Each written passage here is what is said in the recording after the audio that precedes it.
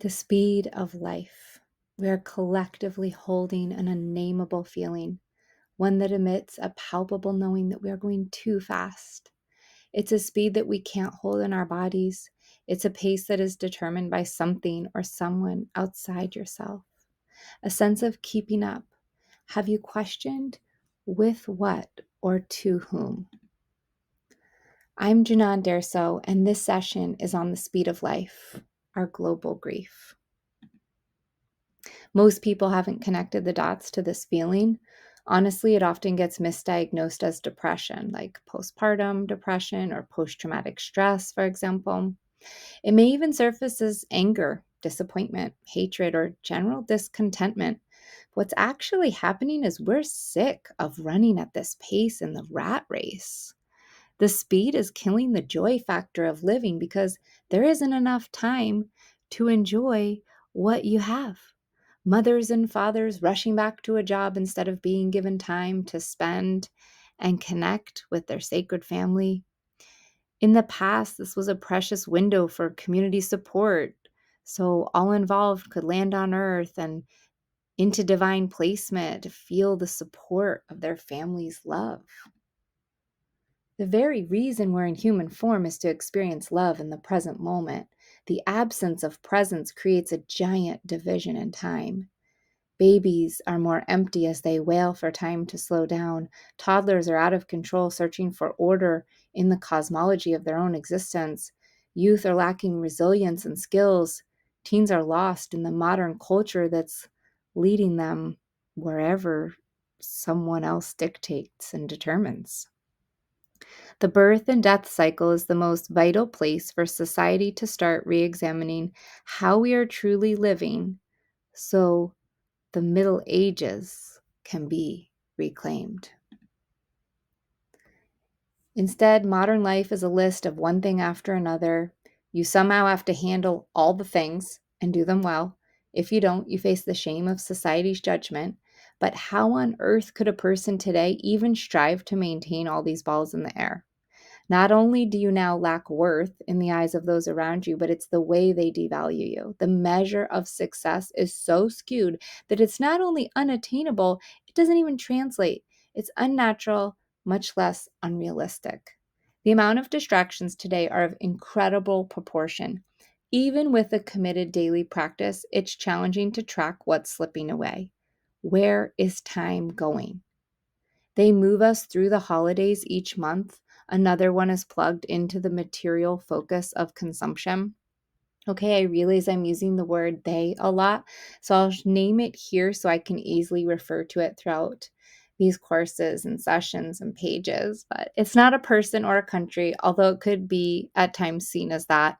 It's the ego, and sometimes a group of egos. The ego is the part of the mind that chooses wrong mindedness. It's destructive thinking that's the root of madness, which evolved into a whole paradigm.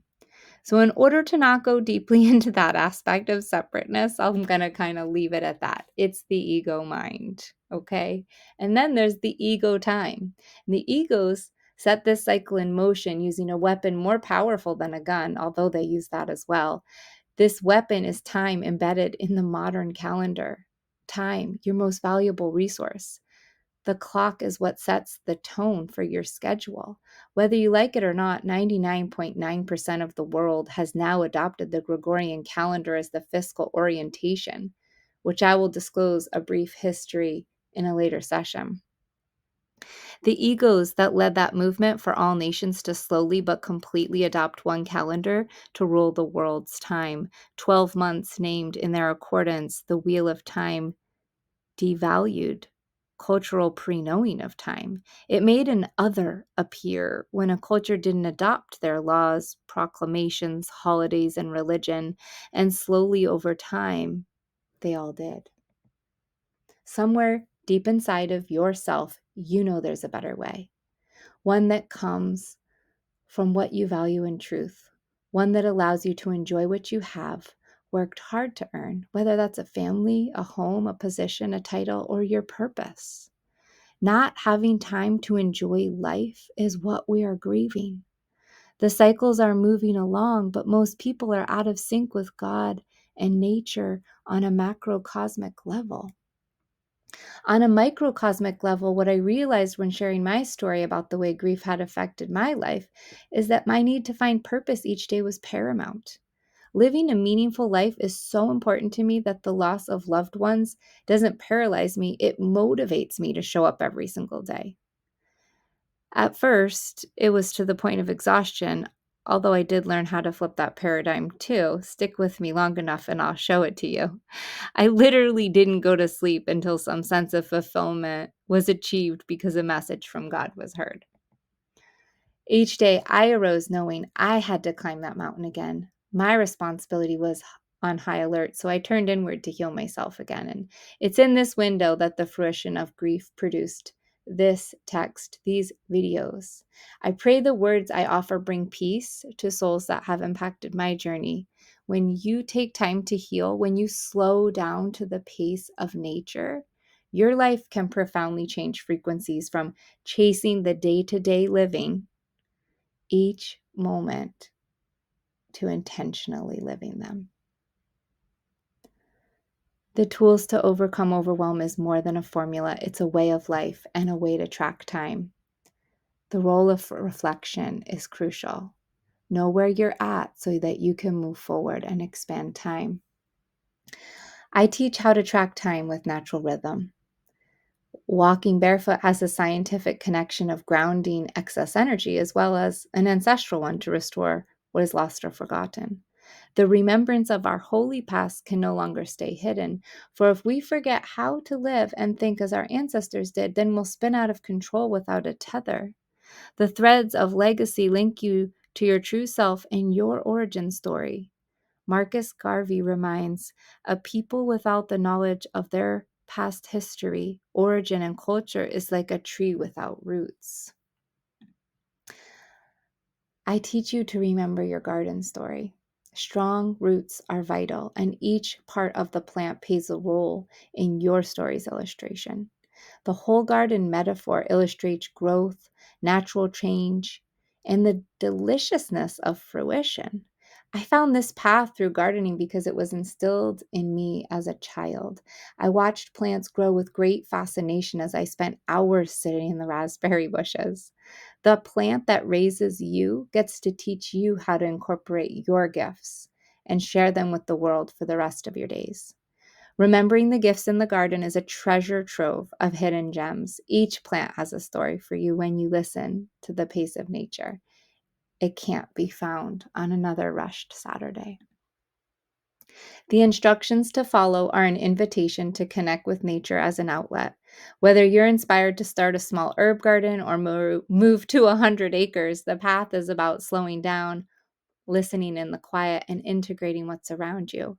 Right relation with nature can bring the self into a humbleness, hearing the Creator's voice as you walk with intention.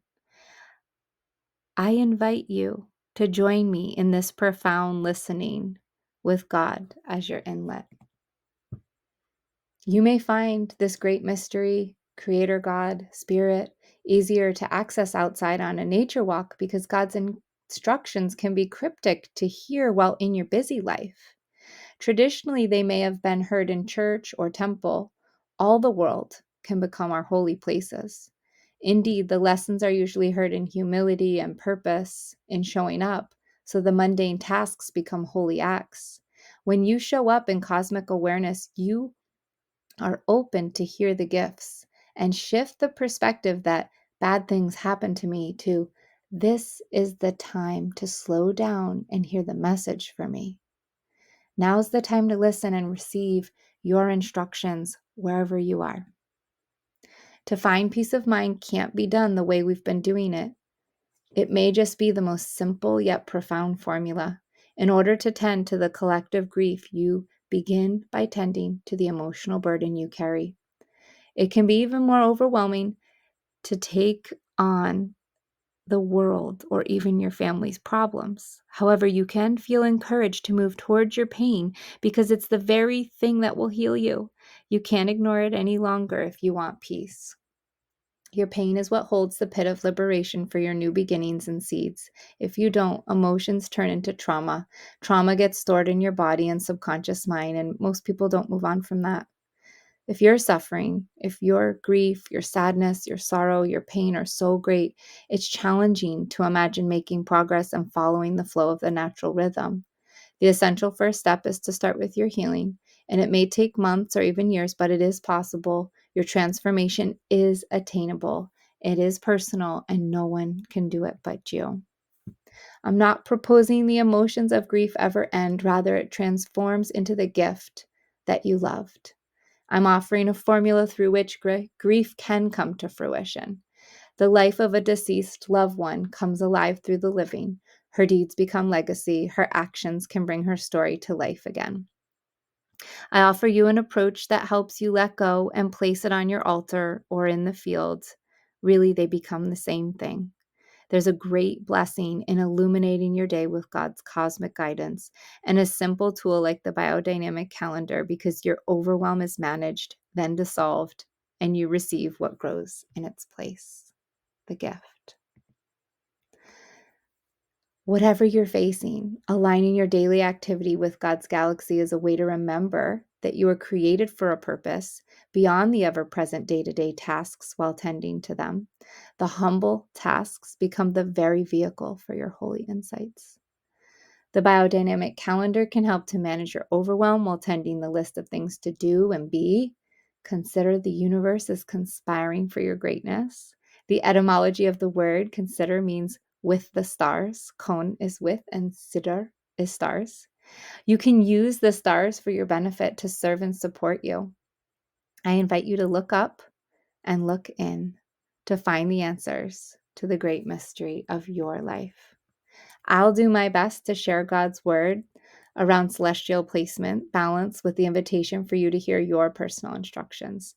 Through natural rhythm, releasing the grip of ego and a line step from God's plan for you, you can remember peace and love aren't just a 1960s slogan, but the very point of human existence.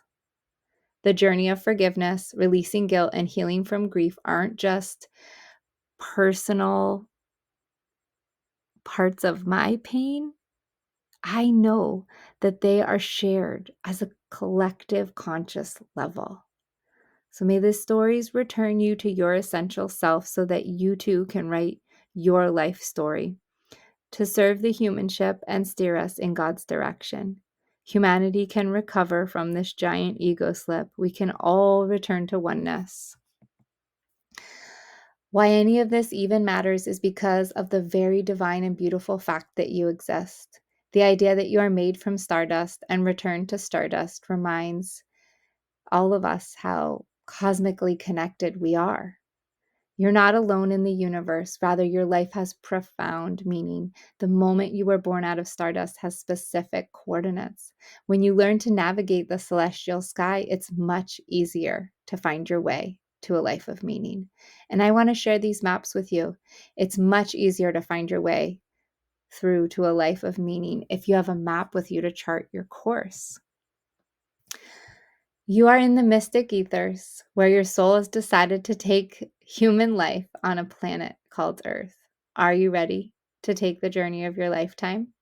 Have you ever wished you had a compass for directions, instructions to know where you're going, and a map to visualize your path?